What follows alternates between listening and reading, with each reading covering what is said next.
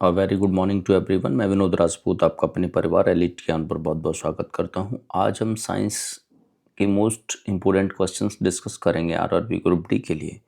और ये क्वेश्चंस बहुत ज़्यादा इम्पोर्टेंट है। इसमें पी बाई क्यू का संग्रह है आपका और एक्सपेक्टेड क्वेश्चंस हैं इसको एनालिसिस करने के बाद के इस जो प्रीवियस ईयर आए हुए हैं उनसे एक्सपेक्टेड, उनसे रिलेटेड जो टॉपिक्स से उनसे नहीं लिए गए क्वेश्चंस उनको इसमें ऐड किया गया है। तो बने रहिए हमारे साथ। डिस्कस करते हैं आज का पहला प्रश्न। पहला प्रश्न है आपका कि जब किसी तार में विद्युत धारा प्रवाहित होती है तो वह किस की भांति व्यवहार करता है। आपके ऑप्शन है अचालक, ऑप्शन बी चुंबक, ऑप्शन सी बैटरी और ऑप्शन डी है प्रतिरोधक। इसका जो राइट आंसर है वो है चुंबक। जब किसी तार में विद्युत धारा प्रवाहित होती है तो उसके चारों ओर चुंबकीय क्षेत्र उत्पन्न हो जाता है और वह चुंबक की तरह कार्य करता है। आपको बता दूं कि इसे विद्युत धारा का चुंबकीय प्रभाव कहा जाता है, ये आप याद रखिएगा। नेक्स्ट है आपका क्वेश्चन।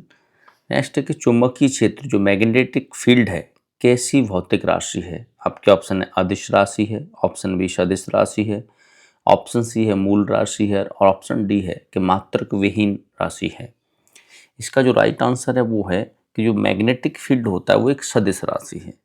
चुंबकीय क्षेत्र एक सदिश राशि है क्योंकि इसमें परिमाण जो मैग्नीट्यूड और दिशा दोनों बताने की आवश्यकता होती है। तो जिनमें मैग्नीट्यूड यानी परिमाण और दिशा दोनों होते हैं, यानी परिमाण और दिशा दोनों होंगे, वह कैसी राशि होती है, सदिश राशि होती है। ये आप याद रखिएगा।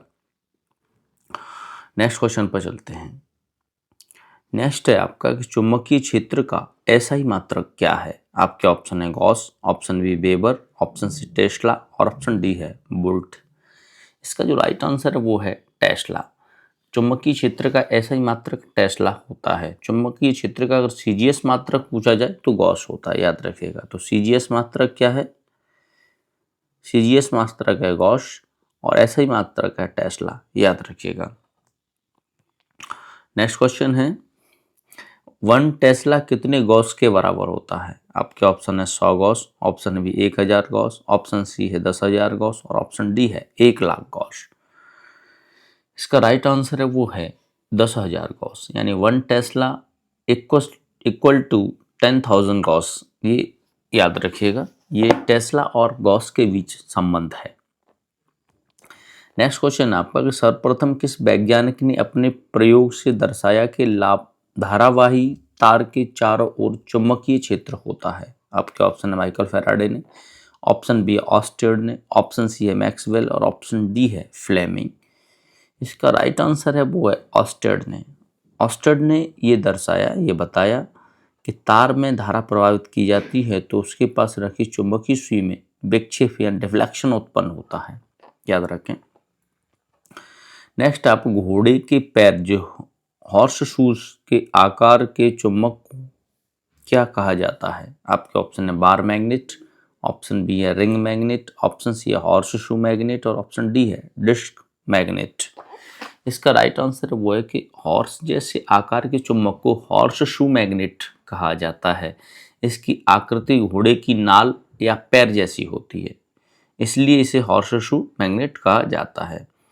बार मैग्नेट एक चॉकलेट बार जैसी सीधी पट्टी होती है, याद रखिएगा। नेक्स्ट क्वेश्चन पर चलते हैं।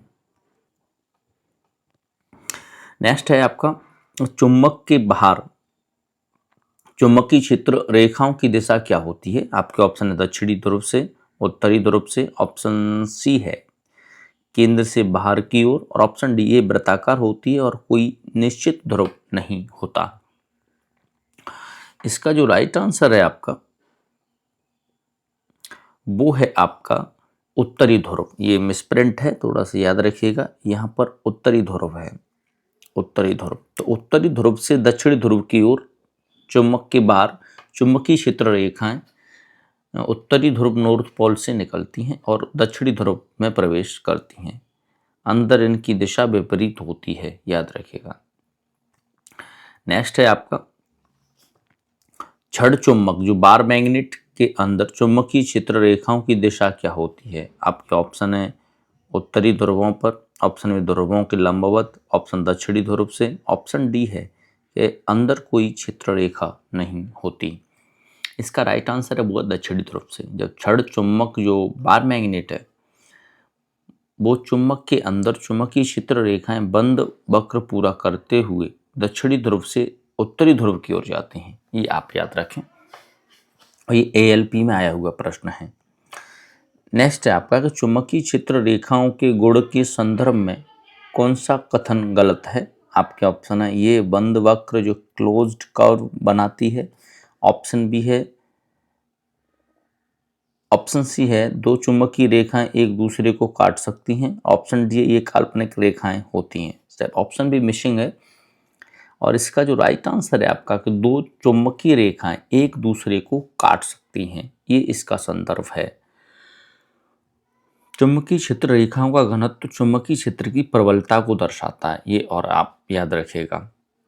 नेक्स्ट है आपका चुंबकीय क्षेत्र रेखाओं के किसी बिंदु पर खींची गई स्पर्श रेखा जो टेंजेंट क्या कहलाती है। आपके ऑप्शन है चुंबक का द्रव्यमान, ऑप्शन बी विद्युत धारा की दिशा, ऑप्शन सी है चुंबकीय क्षेत्र की दिशा और ऑप्शन डी है चुंबकीय फ्लक्स मान। इसका जो राइट आंसर है आपका वो है चुंबकीय क्षेत्र की दिशा, डायरेक्शन ऑफ मैग्नेटिक फील्ड बताती है। एक महत्वपूर्ण ज्यामितीय गुण है, याद रखें। नेक्स्ट क्वेश्चन पर चलते हैं। नेक्स्ट है आपका सीधे धारावाही तार के कारण उत्पन्न चुंबकीय क्षेत्र रेखाओं का आकार कैसा होता है। आपके ऑप्शन है सीधी रेखाएं, ऑप्शन बी है परवलयाकार, ऑप्शन सी है सकेंद्री वृत्त और ऑप्शन डी है दीर्घवृत्ताकार। इसका जो राइट आंसर है आपका वो है संकेंद्री वृत्त होता है।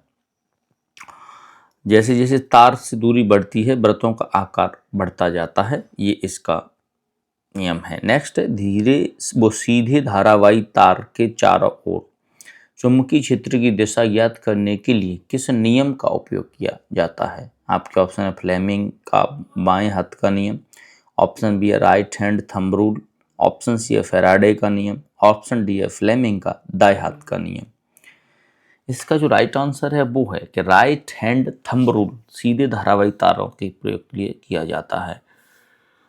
आपको बता दूं कि इस नियम में यदि दाहिने हाथ का अंगूठा धारा की दिशा में है तो मुड़ी हुई उंगलियां चुंबकीय क्षेत्र की दिशा दर्शाती हैं। नेक्स्ट है यदि सीधे तार में विद्युत धारा का मान बढ़ा दिया जाए तो चुंबकीय क्षेत्र पर क्या प्रभाव पड़ेगा। आपके ऑप्शन चुंबकीय क्षेत्र घट जाएगा, ऑप्शन बी चुंबकीय क्षेत्र समान रहेगा, ऑप्शन सी चुंबकीय क्षेत्र बढ़ जाएगा और ऑप्शन डी है चुंबकीय क्षेत्र शून्य हो जाएगा। इसका राइट आंसर है वो है कि यदि सीधे तार में विद्युत धारा का मान बढ़ा दिया जाएगा तो चुंबकीय क्षेत्र बढ़ जाएगा, ये आप याद रखें। नेक्स्ट है आपका मैक्सवेल के कॉर्क स्क्रू नियम में पेंच कि आगे बढ़ने की दिशा क्या दर्शाती है। आपके ऑप्शन चुंबकीय क्षेत्र की दिशा, ऑप्शन बी विद्युत धारा की दिशा, ऑप्शन सी है लगने वाले बल की दिशा और ऑप्शन डी है चुंबकीय फ्लक्स। इसका राइट आंसर है वो विद्युत धारा की दिशा को दर्शाती है। नेक्स्ट है आपका फ्लेमिंग के बाएं हाथ के नियम जो फ्लेमिंग्स लेफ्ट हैंड रूल है मुख्य रूप से क्या ज्ञात करने के लिए उपयोग किया जाता है। आपके ऑप्शन है प्रेरित धारा की दिशा, ऑप्शन बी है चुंबकीय क्षेत्र की दिशा, ऑप्शन सी है धारावाही चालक पर लगने वाले बल की दिशा और ऑप्शन डी है चुंबकीय फ्लक्स का मान। इसका राइट आंसर है वो है धारावाही चालक पर लगने वाले बल की दिशा को दर्शाता है। नेक्स्ट है आपका फ्लेमिंग के बाएं हाथ के नियम में मध्यमा जो मिडिल फिंगर उंगली क्या दर्शाती है। आपके ऑप्शन है बल की दिशा को, ऑप्शन बी चुंबकीय क्षेत्र की दिशा, ऑप्शन सी है विद्युत धारा की दिशा और ऑप्शन डी है संवेग की दिशा। तो जो फ्लेमिंग्स लेफ्ट हैंड रूल है उसमें जो मिडिल फिंगर है वो आपकी दर्शाती विद्युत धारा की दिशा को।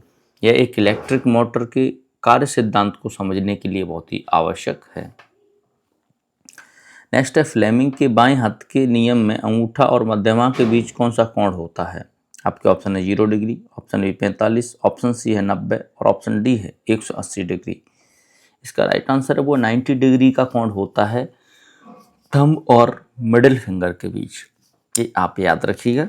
और एक दूसरे के लंबवत होते हैं और किन्हीं भी दो उंगलियों के बीच का जो कोण है वो 90 डिग्री ही होगा इसके पूरे प्रोसेस में, ये भी आप याद रखें।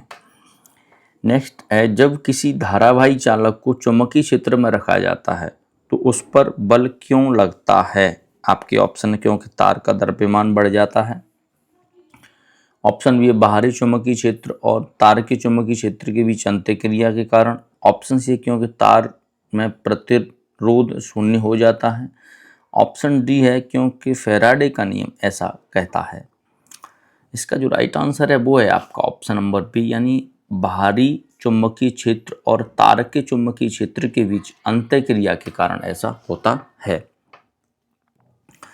नेक्स्ट है, चुंबकीय क्षेत्र में रखे गए धारावाही तार पर अधिकतम बल कब लगता है? आपके ऑप्शन, जब धारा और चुंबकीय क्षेत्र एक ही दिशा में हो यानी 0 पर, ऑप्शन बी जब धारा की चुंबकीय क्षेत्र के बीच 45 डिग्री का कोण हो तब, ऑप्शन सी है जब धारा और चुंबकीय क्षेत्र एक दूसरे के लंबवत हों तब, ऑप्शन डी जब धारा और चुंबकीय क्षेत्र विपरीत दिशा में हों यानी 180 पर हों तब।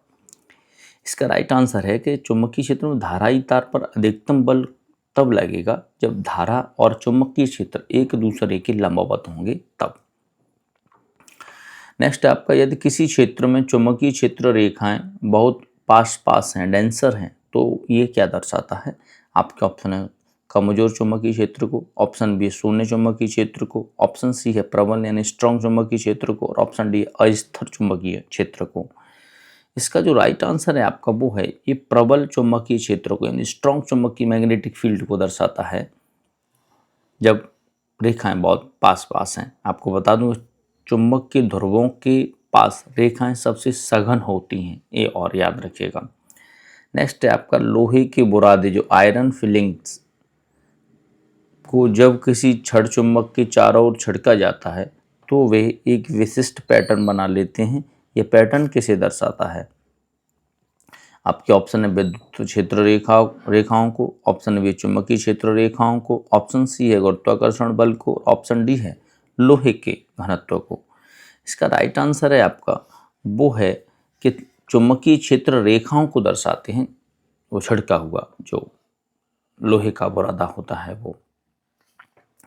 नेक्स्ट है चुंबकीय सुई जो मैग्नेटिक निडल वास्तव में क्या होती है? आपके ऑप्शन एक छोटा सा विद्युत सेल, ऑप्शन बी एक प्रकार का संधारित्र, ऑप्शन डी है एक छोटी छड़ चुंबक यानी बार मैग्नेट, और ऑप्शन डी है एक अचुंबकीय पदार्थ।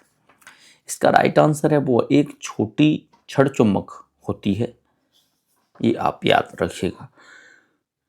इसमें ये बाहरी चुंबकीय क्षेत्र में रखे जाने पर विक्षेपित होती है, ये भी आप याद रखें। नेक्स्ट है, यदि किसी छड़ चुंबक के उत्तरी ध्रुव के पास एक चुंबकीय सुई रखी जाए तो सुई का कौन सा ध्रुव चुंबक की ओर आकर्षित होता है? आपके ऑप्शन है यहाँ उत्तरी ध्रुव है, ऑप्शन बी है दक्षिणी ध्रुव, ऑप्शन सी है दोनों ध्रुव, और ऑप्शन डी है कोई भी आकर्षित नहीं होगा। इसका राइट आंसर है वो दक्षिणी ध्रुव। विपरीत ध्रुवों नॉर्थ साउथ के बीच आकर्षण होता है, अतः चुंबक का उत्तरी ध्रुव सुई के दक्षिणी ध्रुव को अपनी ओर खींचेगा। नेक्स्ट है आपका, किसी वृत्ताकार कुंडली जो सर्कुलर लूप के केंद्र पर चुंबकीय क्षेत्र सबसे अधिक होता है। यदि कुंडली में फेरों जो टर्न्स की संख्या बढ़ा दी जाए तो चुंबकीय क्षेत्र पर क्या प्रभाव पड़ेगा? आपके ऑप्शन है कम हो जाएगा, ऑप्शन बी कोई प्रभाव नहीं पड़ेगा, ऑप्शन सी बढ़ जाएगा, और ऑप्शन डी है शून्य हो जाएगा। इसका राइट आंसर है कि बढ़ जाएगा। जो टर्न्स की संख्या बढ़ाने से प्रत्येक फेरे पर या फेरे का जो चुंबकीय क्षेत्र आपस में जुड़ जाता है, जिससे कुल चुंबकीय क्षेत्र का मान बढ़ जाता है। नेक्स्ट आपका, तांबे के तार के कई वृत्ताकार घेरों से बनी बेलनाकार स्प्रिंग जैसी आकृति को क्या कहते हैं? आपके ऑप्शन आर्मेचर, ऑप्शन बी है कंप्यूटेटर, ऑप्शन सी है परिनालिका, ऑप्शन डी है स्प्लिट रिंग। इसका राइट आंसर है वो उससे बनेगा, उससे कहा जाता है परिनालिका कहा जाता है। नेक्स्ट है आपका, परिनालिका जो सोलेनॉइड के भीतर चुंबकीय क्षेत्र रेखाओं की प्रकृति कैसी होती है? आपके ऑप्शन है वृत्ताकार, ऑप्शन बी असमांतर रेखाएं, ऑप्शन सी है समांतर सीधी रेखाएं, ऑप्शन डी है बिंदुवत। इसका राइट आंसर है वो है समानांतर सीधी रेखाएं होती हैं उसके अंतर्गत। नेक्स्ट है परिनालिका के कारण उत्पन्न चुंबकीय क्षेत्र किन कारकों पर निर्भर करता है? आपके ऑप्शन केवल विद्युत धारा पर, ऑप्शन में केवल फेरों की संख्या पर, ऑप्शन सी है विद्युत धारा और फेरों की दोनों संख्या दोनों पर, और ऑप्शन डी है तार के रंग पर। इसका राइट आंसर है विद्युत धारा और फेरों की संख्या दोनों पर निर्भर करता है। नेक्स्ट है आपका इलेक्ट्रोमैग्नेटिक बनाने के लिए परिनालिका के अंदर किस सामग्री का उपयोग किया जाता है? आपके ऑप्शन है स्टील का, ऑप्शन है मृदु लोहा यानी सॉफ्ट आयरन का, ऑप्शन सी एल्यूमिनियम और ऑप्शन डी है तांबा का। इसका राइट आंसर है वो है मृदु लोहे का प्रयोग किया जाता है परिनालिका के अंदर।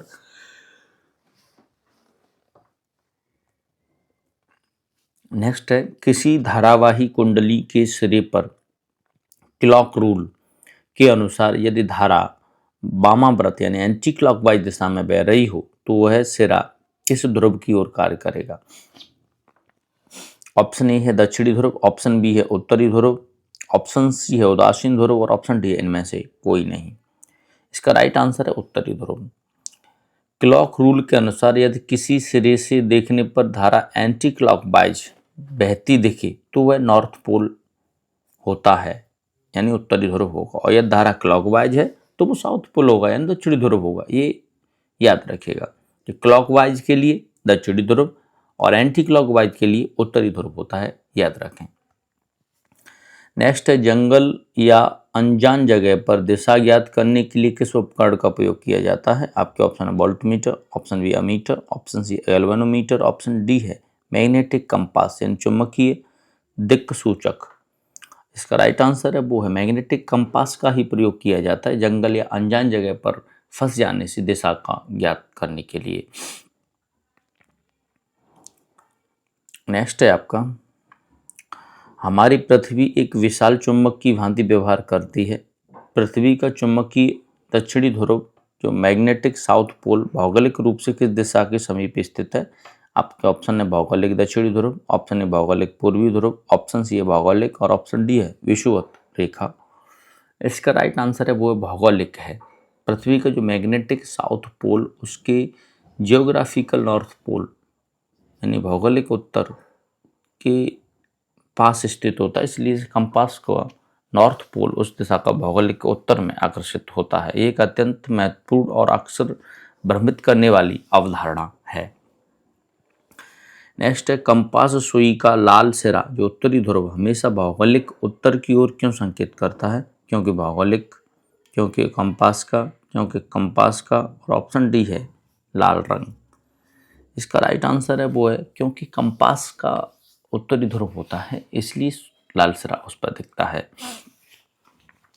नेक्स्ट है किसी सतह से लंबवत गुजरने वाली कुल चुंबकीय क्षेत्र रेखाओं की संख्या को क्या कहा जाता है? आपके ऑप्शन चुंबकीय बल, ऑप्शन ए चुंबकीय क्षेत्र, ऑप्शन सी है चुंबकीय फ्लक्स और ऑप्शन डी है चुंबकीय विद्युत फ्लक्स। इसका राइट आंसर है वो है चुंबकीय फ्लक्स कहा जाता है, और इसका अगर ऐसा ही मात्रक पूछा जाए तो वेबर होता है, ये भी आप याद रखें। नेक्स्ट है आपका चुंबकीय फ्लक्स का ऐसा ही मात्रक क्या होता है? आपके ऑप्शन है टेस्ला, ऑप्शन बी है वोल्ट, ऑप्शन सी है एम्पियर, ऑप्शन डी है वेबर। इसका राइट आंसर है वो है वेबर। चुंबकीय फ्लक्स का जो ऐसा ही मात्रक होता है वो वेबर होता है। चुंबकीय क्षेत्र को वेबर प्रति मीटर स्क्वायर भी कहा जाता है जो टेस्ला के बराबर होता है, और टेस्ला मैग्नेटिक फील्ड या चुंबकीय क्षेत्र का ऐसा ही मात्रक होता है।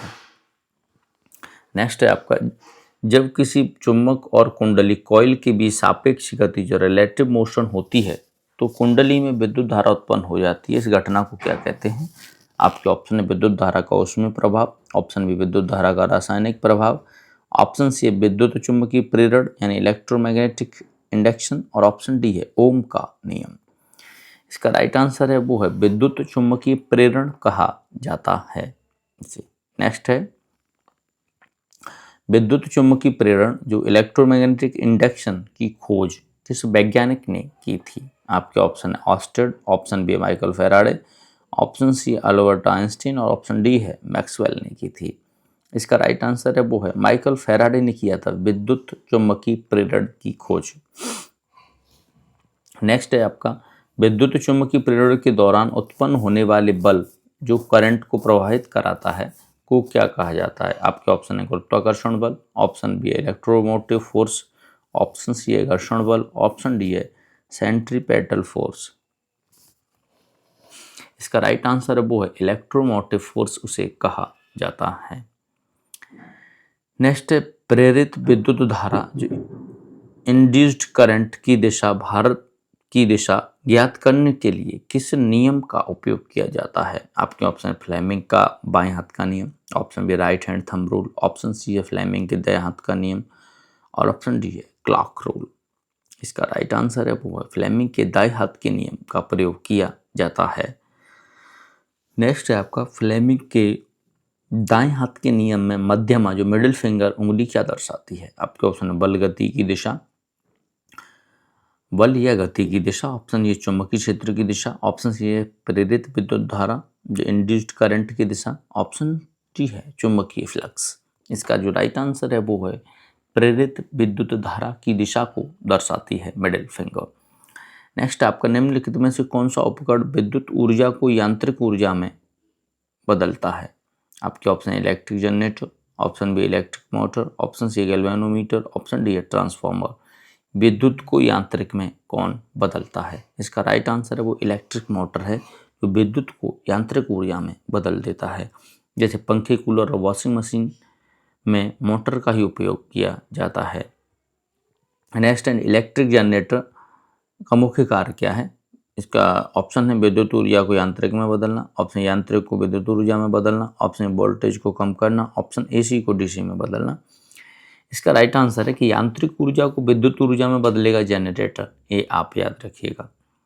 नेक्स्ट है आपका इलेक्ट्रिक मोटर में धारा की दिशा को लगातार बदलने या रिवर्स करने के लिए किस उपकरण का उपयोग किया जाता है? आपके ऑप्शन है कार्बन ब्रश, ऑप्शन बी है आर्मेचर, ऑप्शन सी है कंप्यूटेटर यानी विभक्त बलय, ऑप्शन डी है गैल्वेनोमीटर। इसका राइट आंसर है आपका वो है कंप्यूटेटर यानी विभक्त बलय कहा जाता है।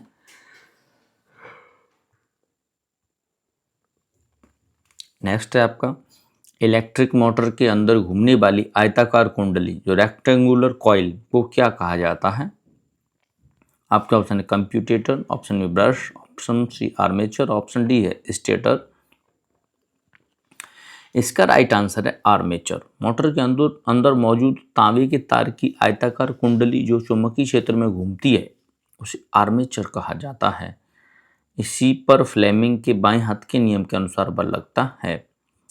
नेक्स्ट है आपका इलेक्ट्रिक मोटर में कार्बन ब्रश का क्या कार्य है? आपके ऑप्शन चुंबकीय क्षेत्र उत्पन्न करना, ऑप्शन ए मोटर को ठंडा रखना, ऑप्शन सी बाहरी बैटरी में स्प्लिट रिंग्स कंप्यूटेटर तक विद्युत धारा पहुंचाना, ऑप्शन डी है आर्मेचर का वजन बढ़ाना। इसका जो राइट आंसर है आपका वो है ऑप्शन नंबर बी यानी बाहरी बैटरी से जो स्प्लिट रिंग्स कंप्यूटर पर विद्युत धारा पहुंचाना इसका राइट आंसर है। नेक्स्ट है आपका